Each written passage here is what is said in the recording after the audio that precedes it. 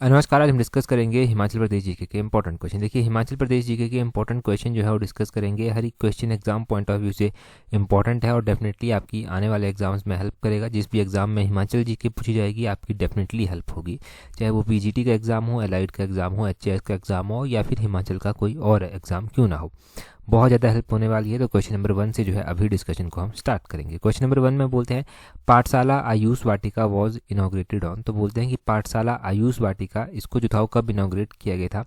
हिमाचल प्रदेश के कॉन्टेक्स्ट में ही ये बात की जा रही है। तो हिमाचल प्रदेश के कॉन्टेक्स्ट में ये बात की जा रही है, तो इसको जो था वो अगस्त के महीने में किया गया था। 8 अगस्त 2022 को इनॉग्रेट किया गया था। ऑप्शन सी जो है वो सही आंसर। ध्यान रखिए, ये सीधा 2 नंबर का क्वेश्चन जो है वो बनेगा। आपको पता है इससे पहले भी हमने इस तरह के क्वेश्चन डिस्कस किए हैं और डायरेक्टली वो पॉइंट टू पॉइंट जो है वो पीजीटी के एग्जाम में पूछे गए हैं। तो इस क्वेश्चन को भी एग्जैक्टली ध्यान रखना, एग्जाम में डेफिनेटली पूछा जाएगा। परंतु ज़रूरी नहीं कि यहाँ से सिर्फ इतना सा पूछ ले जाए और बस करे एग्जामिनर, वो थोड़ा डिटेल में भी जो है वो पूछ सकता है। तो देखो, ये जो पाठशाला आयुष वाटिका है ना, इसको क्रिएट किया गया है ताकि जो हमारा ट्रेडिशनल सिस्टम है मेडिसिन का, उसको जो है वो रिवाइव किया जा सके और जो बच्चे स्कूल्स जाते हैं उनको हर्बल प्लांट्स के बारे में जो है वो जानकारी दी जाए, उनकी इंपॉर्टेंस बताई जाए। और इसको इनॉग्रेट किया गया 8 अगस्त 2022 को। किसके द्वारा जो था वो किया गया था, तो गवर्नर उस टाइम हिमाचल प्रदेश के थे, उनके द्वारा इनॉग्रेट जो था वो किया गया था। और कहाँ पर किया गया था, कहाँ से किया गया था, तो ये गवर्नमेंट सीनियर सेकेंडरी स्कूल है बल्दियान जो है वो डिस्ट्रिक्ट शिमला में पड़ता है, यहाँ से जो था वो इसको किया गया था। और देखो, आयुष गार्डन जो है वो एस्टेबलाइज किए जाएंगे 200 स्कूल्स में। जो सिलेक्टेड स्कूल है, एजुकेशन डिपार्टमेंट जो है वो उनको एस्टेबलाइज जो है वो करेगा। और आयुष विभाग जो है वो 60,792 जो मेडिसिनल प्लांट है ना वो प्रोवाइड करवाएगा। और ये प्लांट जो है वो फ्री ऑफ कॉस्ट जो है वो प्रोवाइड करवाए जाएंगे, ये भी ध्यान रखें। यहाँ पर आयुष विभाग की जो है वो बात की गई है। तो आयुष विभाग, इसके बारे में भी थोड़ा सा पता होना चाहिए। इंपॉर्टेंट एक विभाग है हिमाचल प्रदेश में भी ये, और हेल्थ के बैकबोन मानी जाती है।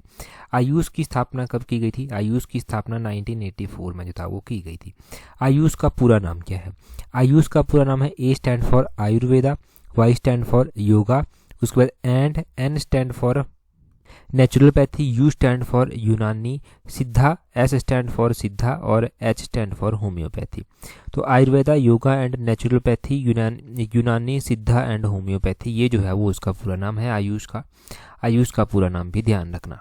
यहाँ पर हमने पढ़ा ना कि 2022 में गवर्नर के द्वारा इसको इनॉग्रेट किया गया था। तो गवर्नर कौन थे उस टाइम, गवर्नर थे उस टाइम राजेंद्र विश्वनाथ आर्लेकर, उनका नाम आपने ज़रूर ध्यान रखना है। राजेंद्र विश्वनाथ आर्लेकर हिमाचल के उस टाइम गवर्नर हुआ करते थे।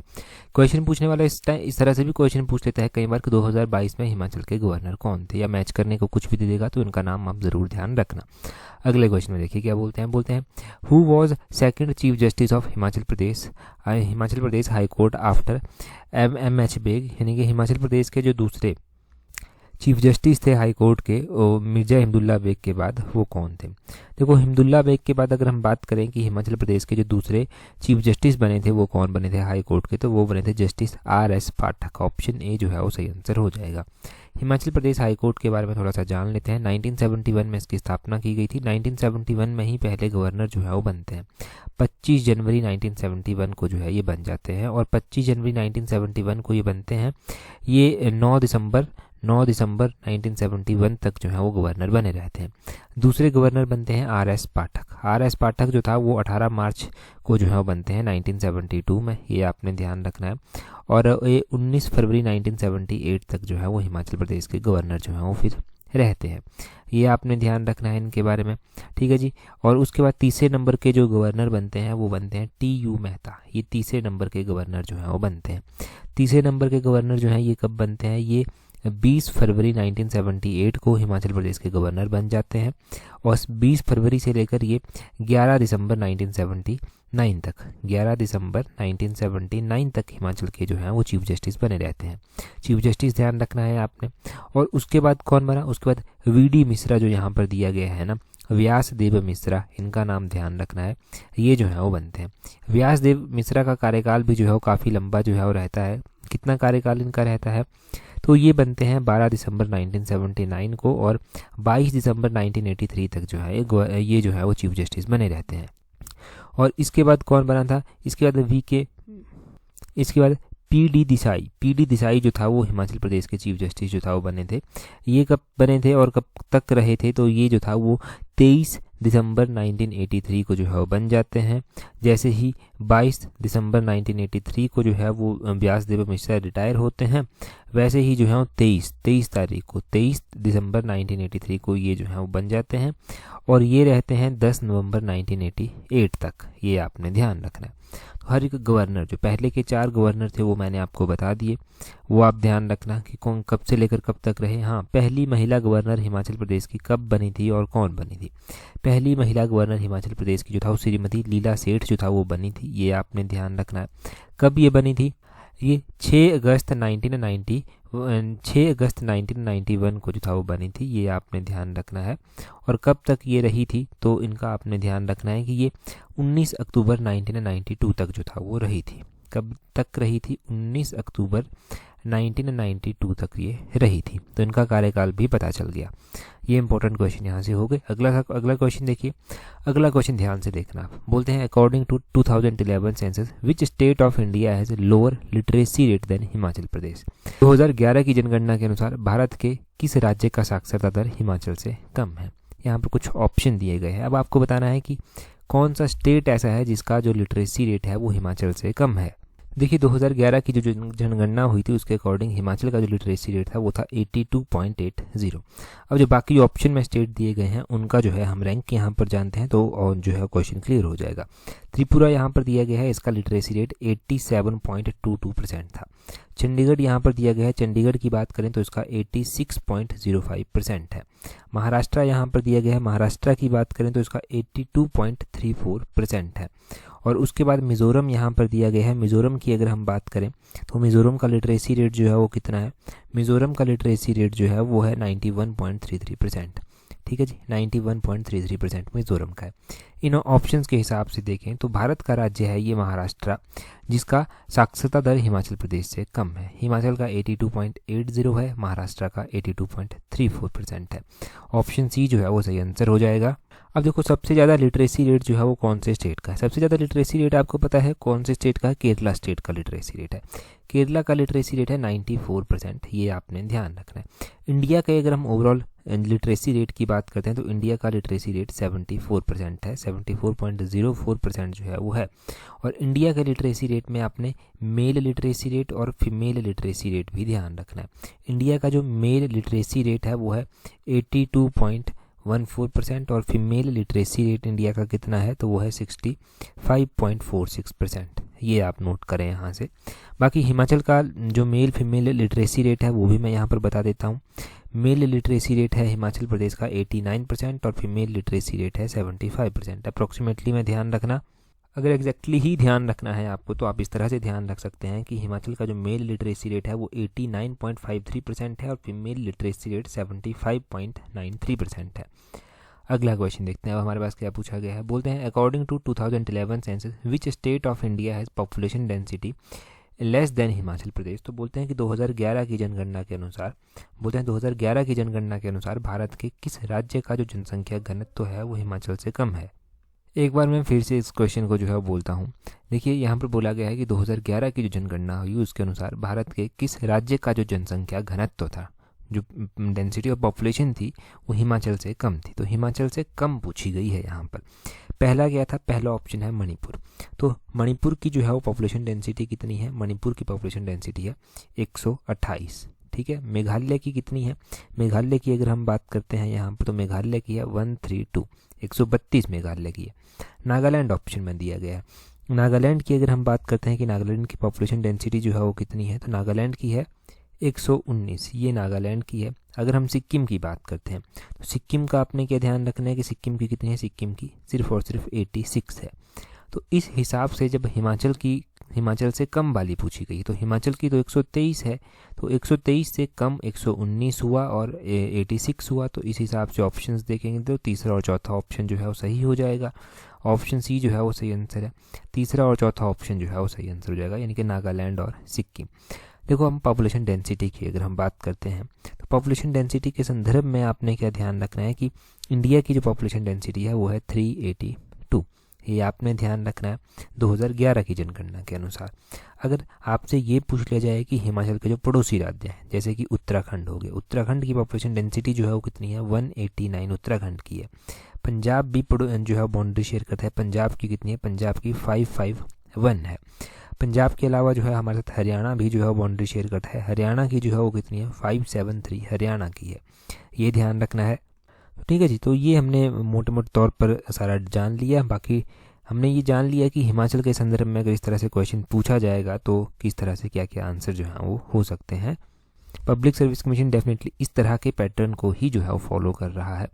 तो इस तरह के पैटर्न को ही हम फॉलो करने की कोशिश कर रहे हैं और एग्ज़ाम में आपको हेल्प मिल सके वो पूरी कोशिश कर रहे हैं। बाकी देखिए, अगर आप पीजीटी की तैयारी कर रहे हैं, पेपर 1 की तैयारी कर रहे हैं, तो पेपर 1 के लिए प्रैक्टिस ही सबसे ज़्यादा इंपॉर्टेंट है। जो पेपर 1 को जो है वो पास करवाने में आपकी हेल्प करेगी, क्योंकि जिस हिसाब से पेपर 1 पूछा जा रहा है उस हिसाब से देखो पढ़ने के साथ साथ प्रैक्टिस बहुत ज़रूरी है। और पीजीटी पेपर 1 की अगर आपको टेस्ट सीरीज प्रैक्टिस करनी है तो उसका लिंक नीचे डिस्क्रिप्शन बॉक्स कमेंट बॉक्स में दिया गया है, वहाँ पर जाइए, अवेल कीजिए, अच्छे से प्रैक्टिस कीजिए, डेफिनेटली बहुत ज़्यादा आपकी हेल्प होगी और आने वाले एग्ज़ाम्स में आपको डेफिनेटली बहुत ज़्यादा जो है इम्प्रूवमेंट खुद के अंदर देखने को मिलेगा। एग्ज़ाम क्रैक करना काफ़ी इजी आपके लिए हो जाएगा। अगला क्वेश्चन देखते हैं। बोलते हैं यहाँ पर eight which place in Kinnaur district is Usha Devi temple. तो बोलते हैं किन्नौर जिले में कहाँ पर ये उषा देवी मंदिर जो है वो स्थित है। अगर हम बात करते हैं मंदिरों की, देखो मंदिर जब भी आते हैं तो अलग अलग डिस्ट्रिक्ट के मंदिर पड़ते हैं, परंतु ये उषा देवी मंदिर भी इंपॉर्टेंट है। उषा देवी मंदिर, पहले तो डिस्ट्रिक्ट ध्यान रखना है कि उषा देवी मंदिर जो है ये किन्नौर में स्थित है। किन्नौर में कहाँ पर ये स्थित है, किन्नौर के निचार में ये स्थित है। ऑप्शन सी जो है वो सही आंसर हो जाएगा। कहाँ पर स्थित है, किन्नौर के निचार में जो है वो स्थित है। अब देखिए, ये जो उषा देवी टेम्पल है ना, ये उषा माता है उनको जो है वो समर्पित है, उषा देवी को जो है ये समर्पित है। ये जो है वो हिरमा और बाणासुर की पुत्री हैं जिनको ये समर्पित है, ये आपने ध्यान रखना है। और निचार जो कि किन्नौर में पड़ता है वहाँ पर जो है ये स्थित है। अगर हम बात करते हैं और भी टेम्पल हिमाचल में है, वो कौन कौन से हैं, उनके बारे में क्या क्या क्वेश्चन पूछे जाते हैं, तो सबसे पहले तो किन्नौर ही कवर होगा। किन्नौर का हम एक बड़ा ही इंपॉर्टेंट टेम्पल पढ़ते हैं, महेश्वरा टेम्पल। महेश्वरा टेम्पल किन्नौर के सुंगरा में जो है वो स्थित है, ये आपने ध्यान रखना है। बाकी अगर हिमाचल के टेम्पल्स की बात करते हैं तो जैसे कि कुछ एक टेम्पल हो गए जो पैगोडा आर्किटेक्ट स्टाइल में जो है वो बने हुए हैं, कुछ एक ऐसे टेम्पल हैं जो है पेंट रूफ आर्किटेक्ट स्टाइल में बने हुए हैं। तो पैगोडा आर्किटेक्ट स्टाइल में जो टेम्पल बने हुए हैं उसमें हडिम्बा देवी टेम्पल सबसे पहले आ जाता है, क्योंकि ये बहुत बार एलाइड के एग्जाम में पूछा गया है और भी एग्जाम्स में पूछा गया। आदि ब्रह्मा टेम्पल हो गया, ये कुल्लू के कोखान में स्थित है, ये ध्यान रखना है। प्राश्चर टेम्पल हो गया, त्रिपुरा सुंदरी टेम्पल हो गया, ये कुल्लू में स्थित है, त्रिपुरा सुंदरी टेम्पल। एक त्रियुंग नारायण टेम्पल हो गया, ये दयार में जो है वो स्थित है, ये आपने ध्यान रखना है। पेंट रूफ आर्किटेक्ट स्टाइल में उसी तरह हम बात करते हैं तो पेंट रूफ आर्किटेक्ट स्टाइल में बिजली महादेव मंदिर जो है वो बना हुआ है, वो आपने ध्यान रखना है। शक्ति देवी टेम्पल जो कि डिस्ट्रिक्ट चंबा के छतराड़ी में स्थित है, वो आपने ध्यान रखना है। लक्षणा देवी टेम्पल जो कि भरमौर में स्थित है, वो आपने ध्यान रखना है। हाटकोटी मंदिर आपने ध्यान रखना है। तो ये सारे मंदिर जो है वो कौन कौन से पेंट रूफ और पैगोडा आर्किटेक्ट स्टाइल के आपने ध्यान रखने। अच्छा, उसी तरह जो है वो आपने एक और क्वेश्चन जो है वो अभी ध्यान रखना है कि चंबा का जो शक्ति देवी टेम्पल हमने जाना, जो छतराड़ी टेम्पल है, शक्ति देवी टेम्पल है, वो जो है वो पेंट रूफ आर्किटेक्ट स्टाइल में बना हुआ है। किस राजा के कार्यकाल के दौरान ये बनाया गया था, तो ये मेरू वर्मन राजा हुआ करते थे। 7वीं सेंचुरी के आसपास की बात है जब ये मंदिर जो था वो बनाया गया था। वैसे ही हमने लक्षणा देवी टेम्पल भी चंबा का पढ़ा, तो ये किसके कार्यकाल के दौरान बनाया गया था, तो ये भी मेरू वर्मन के कार्यकाल के दौरान ही जो था वो बनवाया गया था। भरमौर में ये स्थित है, ये भी आपने नोट करना था। ठीक है जी, ये सारे क्वेश्चन हो गए टेम्पल्स के बारे में। बाकी किन्नौर के तो बेसिक क्वेश्चंस हमने बहुत बार पढ़ रखे हैं, जैसे कि जो वैली ऑफ ग्रेप्स है वो किन्नौर में पड़ती है। रिब्बा को जो है वो वैली ऑफ ग्रेप्स जो है वो कहा जाता है। किन्नौर में जो बसपा वैली आती है वहाँ पर जो अंतिम विलेज आता है वो चितकुल जो है वो अंतिम विलेज जो है वो वहाँ पर आता है। अब देखो, किन्नौर में जो है वो सतलुज नदी मुख्य रूप से बहती है, परंतु स्पीति होगी, जैसे कि स्पीति जो है ना वो किन्नौर में खाब नामक विलेज में जो है वो क्या करती है, सतलुज को जो है वो ज्वाइन करती है, ये आपने ध्यान रखना है। बाकी आपने ध्यान रखना है किन्नौर की जो इंपॉर्टेंट झीलें हैं, नाको लेक हो गया, सुरंग लेक हो गया, वो आपने ध्यान रखना है। ये बेसिक क्वेश्चन हैं।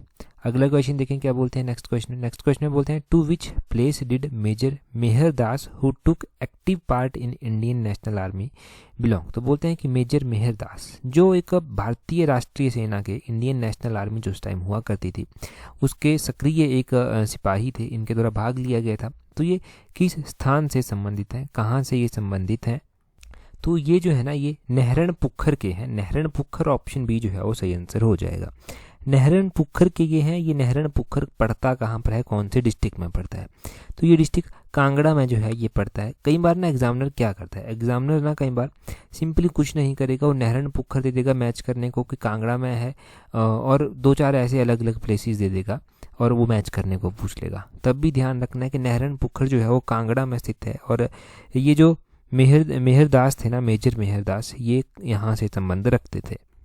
इनके बारे में अगर हम जानें तो इनके द्वारा जो था वो 4 फरवरी 1944 को युद्ध में जो था वो भाग लिया गया था, और पहली बार ही जो था वो इनके द्वारा जो था वो इंडियन नेशनल आर्मी के साथ मिलकर जो था वो अंग्रेज़ों के खिलाफ युद्ध किया गया था, और इसके बदले इनको जो था वो सरदार जंग भी जो था वो कहा गया, सरदार जंग की उपाधि भी जो था वो इनको मिली थी। इनका जन्म जो था वो 1921 में जो था वो हुआ था, 9 फरवरी 1921 में जो था वो इनका जन्म हुआ था, और नहरण-पुखर गाँव में ही इनका जन्म हुआ था। नहरण-पुखर गाँव में ही इनका एक स्टैचू भी जो है वो स्थित है, ये आपने ध्यान रखना है। 1921 से लेकर 1960 तक इनका जो था वो पीरियड रहा था, मतलब 1921 में इनका जन्म हुआ था, 1960 में इनका देहांत हो गया था। और सरदार जंग टाइटल इनको दिया गया था, खिताब दिया गया था, वो ज़रूर ध्यान रखना। मैं अगले किसी वीडियो में उस क्वेश्चन को भी डिस्कस करूंगा, परंतु अभी ध्यान होना चाहिए वो। अगला क्वेश्चन बहुत इंपॉर्टेंट है, बोलते हैं यहाँ पर for bravery of Hari Singh of Sarkaghat he was awarded by conferring the title of. तो सरकाघाट के हरि सिंह को उनकी बहादुरी के लिए किस उपाधि से सम्मानित किया गया था? तो हरि सिंह जो थे ना, ये हरि सिंह सरकाघाट के रहने वाले थे, डिस्ट्रिक्ट मंडी सरकाघाट के ये रहने वाले थे। इंडियन नेशनल आर्मी के ही ये सिपाही हुआ करते थे, और इनको अपनी बहादुरी दिखाने के लिए शेरे हिंद का टाइटल जो था वो दिया गया था। ऑप्शन ए जो है वो सही आंसर है। मेहरदास का हमने क्या जाना, सरदार जंग मेहरदास को दिया गया था। शेरे हिंद किसको दिया गया था? हरि सिंह को दिया गया था, ये आपने ध्यान रखना। एक आप तगमा ए शत्रुनाश भी पढ़ते हैं, तगमा ए शत्रुनाश जो था वो बक्सी प्रताप सिंह को दिया गया था। तो ये 3 टाइटल हो गए, तीनों अलग अलग टाइटल्स हैं, तीनों के बारे में कोई कन्फ्यूजन नहीं होना चाहिए अब, ठीक है। सरदार जंग हो गया, तगमा ए शत्रुनाश हो गया, शेरे हिंद हो गया, इनको ध्यान रखना अब आप, ठीक है जी। शेरे हिंद, सरदार जंग, तगमा ए शत्रुनाश, कहाँ कहाँ से ये संबंध रखते हैं उनका ये भी ध्यान होना चाहिए। अगला क्वेश्चन देखें, बोलते हैं which raja of Kullu subdued the Thakurs of his state who has been constantly stiff with him around the middle of 16th century. बोलते हैं 16वीं शताब्दी के मध्य में कुल्लू के किस राजा ने अपने राज्य के ठाकुरों को, जो कि उसके साथ लगातार संघर्ष करते रहते थे, उनको अपने अधीन कर लिया था। देखो अगर हम कुल्लू की बात करते हैं तो कुल्लू का ये 16वीं शताब्दी के मध्य की बात है। यहाँ के राजा जो था वो बहादुर सिंह हुआ करते थे, ऑप्शन सी सही आंसर है। बहादुर सिंह ने उन ठाकुरों को जो अक्सर बगावत करते रहते थे, इनके साथ संघर्ष करते रहते थे, उनको अपने अधीन जो था वो कर लिया था। तो ऑप्शन बी बहादुर सिंह इसका सही आंसर हो गया। बहादुर सिंह का ध्यान रखना कि इनके संबंध जो था वो चंबा रियासत के साथ काफ़ी अच्छे थे। चंबा रियासत के जो राजा थे जिनका नाम गणेश वर्मन था, गणेश वर्मन के पुत्र थे प्रताप सिंह वर्मन, उनके साथ जो था वो बहादुर सिंह ने अपनी 3 बेटियों का विवाह जो था वो किया था। एक बात आप ये यहाँ से ध्यान रखिए। दूसरा आपने ये भी ध्यान रखना है कि और डेफिनेटली ये उस टाइम मुगलों के अधीन रहकर ही जो था वो शासन यहाँ पर कर रहे थे। बहादुर सिंह के द्वारा वजीरी रूपी को जो था वो कुल्लू के अधीन जो था वो कर लिया गया था, कुल्लू राज्य का भाग जो था वो इनके द्वारा बना लिया गया था यहाँ पर, ये आपने ध्यान रखना है। तो बहादुर सिंह के बारे में हमने कुछ इंपॉर्टेंट फैक्ट जो था वो जान लिए। उसके बाद राजा बनते हैं जगत सिंह, जो काफ़ी शक्तिशाली राजा जो था वो कुल्लू रियासत के जो था वो माने गए। औरंगजेब के द्वारा इन्हें कुल्लू का राजा भी जो था वो कहा जाता था, या फिर इस तरह से कहकर इनको संबोधित किया गया, ठीक है जी। इन्हीं के कार्यकाल के दौरान जो था वो क्या हुआ था, जो दशहरे की कहानी हम पढ़ते हैं, कुल्लू का दशहरा स्टार्ट हुआ, वो इन्हीं के कार्यकाल से जो है वो स्टार्ट हो जाता है। 1660 की बात है, 1660 में जगत सिंह ने अपनी राजधानी जो था वो पहले नग्गर में जो हुआ करती थी, नग्गर से स्थानांतरित कर दी और सुल्तानपुर में जो था वो अपनी राजधानी जो था वो बनाई थी। तो वो भी आप ध्यान रखना। ये सारा इंपॉर्टेंट आपको पता चल गया। अगला क्वेश्चन देखते हैं हमारे पास क्या पूछा गया है। अगले क्वेश्चन में बोलते हैं विच रिवर्स ट्राइब्यूटरी इज खारा का खाला स्ट्रीम। तो खारा का खाला स्ट्रीम शायद आपने नाम भी पढ़ी हो पहले। खारा का खाला स्ट्रीम जो है वो किसकी सहायक नदी है? अगर हम बात करते हैं इसका खारा के खाला स्ट्रीम की ना, तो ये बाटा की सहायक नदी है। बाटा जो कि यमुना की सहायक नदी आगे चलकर बनती है, उसकी ये सहायक नदी है खारा की खाला। ऑप्शन ए जो है वो सही आंसर हो जाएगा। तो अगर हम बात करें यमुना नदी के बारे में, सबसे छोटी नदी है हिमाचल प्रदेश की, ये उत्तराखंड में कहीं से निकलती है, उसके बाद ये हिमाचल प्रदेश में एंटर कर जाती है। हिमाचल प्रदेश में जो एंटर ये करती है तो खादर मांझरी नामक स्थान पर ये डिस्ट्रिक्ट सिरमौर में एंटर करती है। उसके बाद यहाँ से बहती बहती छोटी सी नदी है हिमाचल प्रदेश में, परंतु इसमें बड़ी इंपॉर्टेंट सहायक नदियाँ आकर मिल जाती हैं, जैसे कि इसमें टॉन्स मिलती है, पब्बर मिलती है, बाटा मिलती है, मारकंडा मिलती है, आंध्रा मिलती है, जलाल मिलती है, असने मिलती है, गिरी मिलती है, और ये फिर आगे चलकर जो है वो हिमाचल को छोड़ देती है, हरियाणा डिस्ट्रिक्ट में एंटर कर जाती है, हरियाणा स्टेट में एंटर कर जाती है। हरियाणा स्टेट में ये कहाँ से एंटर करती है, ताजेवाला के समीप हरियाणा में जो है ये एंटर कर जाती है, ये आपने ध्यान रखना है। और बाकी आगे चलकर ये आपको पता है कि काफ़ी लंबी बहती है और गंगा की एक इम्पोर्टेंट सहायक नदी बाद में चलकर बनती है। इस नदी का जो वैदिक नाम है वो कालिंदी नाम से इसको जाना जाता है। हिमाचल में 5 ही तो नदियाँ हैं, अब 5 ही नदियाँ हैं, इनके वैदिक नाम में 5000 बार को रिवाइज करवा चुका होगा। देखो 5 नदियों में पहला नदी जो है वो सतलुज आ जाती है, सबसे बड़ी नदी जो स्तुद्री जिसका नाम है वैदिक नाम, ब्यास उसके बाद अर्जिका जिसका वैदिक नाम है, राबी उसके बाद पुरुषानी जिसका नाम है, चेनाब उसके बाद अस्किनी जिसका नाम है, और यमुना उसके बाद जिसका कलिंदी नाम है। ये आपने ध्यान रखना है। इनकी सहायक नदियों के बारे में भी हमने जान लिया। ये खारा का खाला आज इंपॉर्टेंट था, इंपॉर्टेंट कॉन्सेप्ट है। अभी मैं आपसे क्वेश्चन पूछ लेता हूँ कि सतलुज नदी हिमाचल प्रदेश की सबसे बड़ी नदी है, परंतु ये कितना किलोमीटर हिमाचल प्रदेश में बहती है, ये आपने कमेंट करके बताना है। अब देखो अभी मैंने कल एक न्यूज़पेपर की कटिंग जो था वो आपके साथ शेयर की थी, तो सैटेलाइट मॉनिटरिंग के माध्यम से ये पता चला है कि 2022 में अभी जो है 2023 तक जो सतलुज नदी बेसिन है ना, सतलुज रिवर बेसिन में 52 नई झीलें जो हैं वो बन गई हैं। 2022 में 414 झीलें हुआ करती थी और 2023 में अगर ये डाटा सैटेलाइट जो मॉनिटरिंग से सामने आए तो 466 झीलें जो था वो हो गई, मतलब 52 नई झीलें जो था वो बन गई हैं इस बेसिन में। तो ये क्लाइमेट चेंज का भी इम्पैक्ट है एक, ग्लेशियर बहुत ज़्यादा पिघल रहे हैं और इस तरह से जो है वो हो रहा है। अगला क्वेश्चन डिस्कस करें, परंतु एक क्वेश्चन ना बड़े दिनों से मेरे माइंड में है, मैं डेली ही बताना भूल जाता हूँ, पूछना भूल जाता हूँ आपसे। अब देखो ये जो अभी गर्मियाँ आ रही हैं, या मतलब गर्मियाँ तो चली हुई हैं, काफ़ी तीखी गर्मी जो है वो हो रही है, टेम्परेचर इसके बाद अभी और भी बढ़ेगा। अभी ना फॉरेस्ट फायर देखने को मिलती है, जंगलों में आग लगी हुई देखने को मिलती है। तो अब इसमें कॉमन मैन जो हम आप हैं उनका क्या रोल हो सकता है और किस तरह से जो है वो इन चीज़ों को मिनिमाइज़ कर सकते हैं। ये कहें कि पूरी तरह से ही ख़त्म कर दिया जाएगा तो वो मुझे पॉसिबल नहीं लगता, परंतु आपकी राय में एक कॉमन मैन जो है वो किस तरह से कंट्रीब्यूट कर सकता है जंगलों में जो आग लगती है, आप क्या सोचते हैं इसके बारे में ज़रूर कमेंट करके बताना। ये देखो एक तो मेंस के लिए क्वेश्चन बन जाएगा, ठीक है जी, और दूसरा जब आप सोचेंगे ना तो कहीं ना कहीं पर सोचने की जो क्षमता है वो भी विकसित होगी और काफ़ी कुछ नया सीखने को मिलेगा। अगला क्वेश्चन देखें क्या बोलते हैं सशक्त महिला योजना cover female of which of the following age group. तो बोलते हैं कि सशक्त महिला योजना जो है ना इसमें निम्नलिखित में से किस आयु वर्ग की महिलाओं को कवर करती है। सशक्त महिला योजना की अगर हम बात करें तो ये 11 से लेकर 45 वर्ष, ऑप्शन ए जो है वो सही आंसर हो जाएगा। 11 to 45 ईयर्स की जो महिलाएं हैं उनको जो है वो कवर करती है। अभी हम सशक्त महिला योजना के बारे में जानेंगे, डिटेल से जानेंगे और कि इसमें क्या क्या होता है। अब देखो ये जो सशक्त महिला योजना है ना, इस योजना के तहत ना 11 से 45 वर्ग की जो महिलाएं हैं, ग्रामीण महिलाएं हैं, उनको जो है वो कवर किया जाता है। उनको सामाजिक रूप से आर्थिक रूप से सशक्त करने के लिए जो है वो इस योजना में बढ़ावा दिया जाता है। उनको जागरूक किया जा सके, उनके अधिकारों का एहसास दिलाया जाए, ठीक है जी। तो इसलिए जो है वो उनको ये सुविधाएं जो हैं वो दी जाती हैं। कुछ यहाँ पर प्रत्येक विकास खंड में जो स्वयं सहायक समूह होते हैं उनमें जो है वो 35,000 रुपये की मुफ्त जो है वो दी गई है, ताकि इन गतिविधियों को जो है वो महिलाओं को आत्मनिर्भर बनाने के लिए जो है वो कोशिश करें, प्रयास करें। अब प्रत्येक जिले से 10वीं से लेकर 12वीं की जो बोर्ड परीक्षा के आधार पर शीर्ष स्थान पर जो बेटियां टॉप में आती हैं, 5 जो टॉप में करेंगी उनको 5,000 रुपया बालिका अवार्ड राशि भी जो है वो इस योजना के तहत दी जाती है। समझे ना आप क्या क्या होता है। ग्रामीण महिलाएं जो हैं उनको सशक्त बनाया जा सके, एक तो ये कोशिश की जाती है। इस योजना में क्या किया गया, प्रत्येक विकास खंड के एक स्वयं सहायक समूह को 35,000 रुपये की एक मुफ्त राशि आय सृजन गतिविधियां तथा आत्मनिर्भर बनाने के लिए प्रदान की जाती हैं। और प्रत्येक जिले में जो 10वीं और 12वीं की बोर्ड परीक्षाओं के आधार पर शीर्ष के टॉप में 5 जो बालिकाएं रहेंगी उनको 5,000 रुपया प्रति बालिका अवार्ड जो है वो दिया जाएगा। ये ध्यान रखना है। तो आयु वर्ग आपने ध्यान रखना है और जो बाकी मैंने आपको समझाया वो ध्यान रखना है। समझ गए ना आप, कोई दिक्कत तो नहीं आई इसमें। पहले तो इसमें पता चल गया ना कि उनको सशक्त बनाना है, जागरूक करना है, और जो प्रत्येक विकास खंड जो होगा ना जो प्रत्येक डेवलपमेंट ब्लॉक जो होगा ना, उसमें क्या किया जाएगा, एक स्वयं सहायक समूह जो होगा उसको 35,000 रुपया दिया जाएगा, जिससे वो जो आय सृजन होती हैं वैसी गतिविधियां हो गई, आत्मनिर्भर बनाने के लिए जो गतिविधियां हो गई वैसे प्लेटफॉर्म जो है वो प्रोवाइड करवाएं। और 10वीं और 12वीं में बोर्ड की परीक्षाओं में जो 5 बालिकाएं टॉप करेंगी ना, उनको अवार्ड दिया जाएगा और 5,000 रुपये ये बालिका अवार्ड जो है वो उनको दिया जाएगा। कल हमने एक और ऐसी योजना पढ़ी थी, हमने विशेष महिला उत्थान योजना पढ़ी थी। विशेष महिला उत्थान योजना में क्या होता है, जो महिलाएं जो शारीरिक रूप से और यौन शोषित हैं महिलाएं, उनका पुनर्वास करवाया जाने की यहाँ पर कोशिश की जाती है।